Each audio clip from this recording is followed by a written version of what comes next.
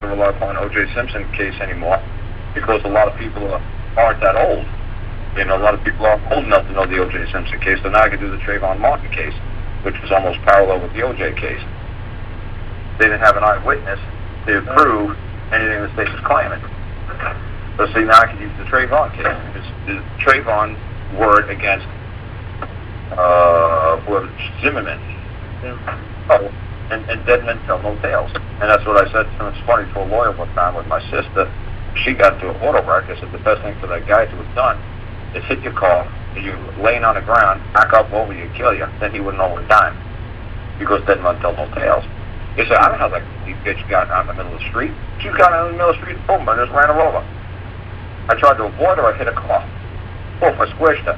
Dead men tell no tales. So the big guy said to my sister, well, that's a little graphic and gruesome, and I don't really want to go there with your sister. It's like this. She's a lady in her room. I said, she's a lot tougher than you think she is. She don't tend to sensibilities clean. She can handle a graphic story like that. Trust me. This ain't 1808, you know, like talking to somebody's little old granny. I said, she's a woman. She's a tough old gal. She can handle a little colorful story like that. That's exactly what happened with Trayvon Martin with the O.J. Simpson thing. If Trayvon lived, and he might be able to come to court and testify, and then maybe all the evidence would have tipped the scales of justice a little bit towards, you know, the other guy, the Trayvon. But since he was dead, Zimmer was the only one to speak or not speak, and he didn't speak at all. So there you go. There was no testimony in the court from anybody. No testimony from Trayvon. No testimony from George Zimmer. They had no case. There was nobody that came to court to testify. The attorneys weren't testifying. All right. So how do you feel about the stand your ground? Oh, I couldn't care less about that kind of nonsense, about the stand your ground thing. Whatever you think is necessary and proper for your survival, nobody can judge you. So I played on the video too. I did necessary and proper for probably about an hour. So that's basically the stand your ground thing. It's necessary and proper for you could call it stand your ground, but it's a necessary and proper doctrine. And that's what I said, that's why half the Constitutional Convention walked out in 1789, including Patrick Henry, that give me liberty, give me death. Guy said, I didn't sign that piece of crap. I said to them on a video I did, I said, read Article 1, Section 8, Clause 18. Anything that the government or any officer of the government or any agent of the government feels that is necessary and proper to carry out the execution of this Constitution, they may do. And then Patrick Henry said, this creates a dictatorship. This is just what the king says. The king says that we do whatever he thinks is necessary and proper for the survival of the land. That he could execute anything that he feels is necessary and proper for our survival. You people are just pretending to be little kings. And half of the delegation got up out of the Constitutional Convention and walked out. See, now that they never showing on a movie.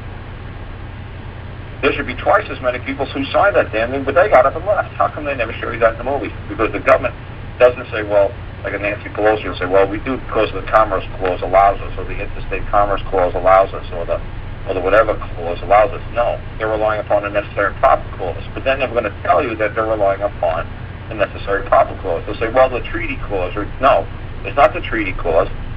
It's not the Interstate Commerce Clause.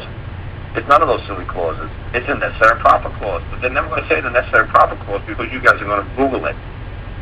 And you guys are going to learn a history like I did, that half the delegation left the Constitutional Convention way back when. As soon as they said, you pull that damn Clause 18 out or we're out of here. So obviously that's the last clause because they realized, well, you know, by putting Clause 18 in there that says basically anything we wish to do at any time we wish to do it, for any reason we wish to do it, we can do it. We're just going to do it. They don't need to write anything more for themselves. They already had it right there. So like I said, people don't realize that. I wish they made a movie about that, and they said, hey, you know, everybody left. Why? Because the government's going to turn themselves into a dictatorship. At will, anytime it wishes to. Anytime it believes that it's got enough guns, and enough personnel, and enough money, and enough control over its citizenship, it's going to fucking citizenry, it's going to take over. Because they feel it's necessary and proper. And that's what they walked out of the convention. They said, you know what, eventually the government's going to get so big, based upon this clause, that you people will be slaves. You people will be just a whole bunch of little kings running around. It's going to turn right back to merry old England. And they said, we don't want no part of this. We're not signing that piece of filth. And they left. Why do you think they left? Go study it. But like I said, that kind of stuff is hard to find. Maybe if you Google Patrick Henry walks out of the Constitutional Convention, maybe that might start steering you in the right direction. I don't know. I never Googled that. Maybe. Or maybe why did Patrick Henry refuse to sign? Maybe that'll help teach you guys what I'm trying to say. Instead of just saying, well, Carl's some crazy guy who just says all these silly shit. I said, oh wow, man. And we actually did go back and Google it. Right? Wow, he did refuse to sign it. Yeah. Why? Because it creates a dictatorship. It's insane. That clause is insane.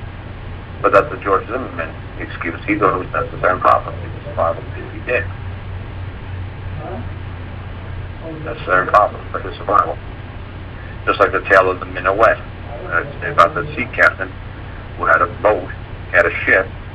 It was at one time a British commercial vessel, but it went into private hands, his hands, and then he had 3 people working, and they had to eat the cabin boy when that ship crashed, and they were in a rowboat. When he went back to England, everybody in England wanted to string up the captain because that's gruesome. Back then, that was like beyond gruesome. What do you mean you ate the cabin boy? It's like, well, Walt apologized to his mom, and his mom was like leading him out to hang the captain fucking parade. But they said no, he had to do what he thought was necessary and proper for the survival of. He was under his domestic authority. It was his rule. He got to choose what he wanted to do on his ship. And once you boarded his vessel, you were totally under his authority 100%. There's not a damn thing you can complain about it when you get back to somebody else's domestic authority. You can't say, hey, my husband just beat the crap out of me. Well, hey, what domestic authority were you under? His. Well, hey, there's nothing we can do about it. Well, hey, my husband just ate all my children. Oh, well, what do you want me to tell you? You on his boat? Oh, well, what do you want me to tell you? Nothing we can do about it. He said that's what was necessary and proper for everybody's survival. What do you want us to do about it? We weren't there. Dead men tell no tales. O.J. walked, and Zimmer walked. Dead men tell no tales. Pretty simple. You always see that in every fucking gangster movie. Hey, kill everybody. Kill everybody? Yeah, even the little children, even everybody. Just dead men tell no tales. They make movies about stuff like that, chasing little kids in an Amish community. Hey, that little boy witnessed it. I witnessed whatever it was with Harrison Ford. Hey, get the little boy. Why? Because he's a witness. Dead men tell no tales. They have no third-party impartial witness. They have no case. Everybody knows that. It's an ancient, simple rule. So, when a state's moving a case against you, obviously you become the petitioner because you're the witness to yourself. Yeah. Duh.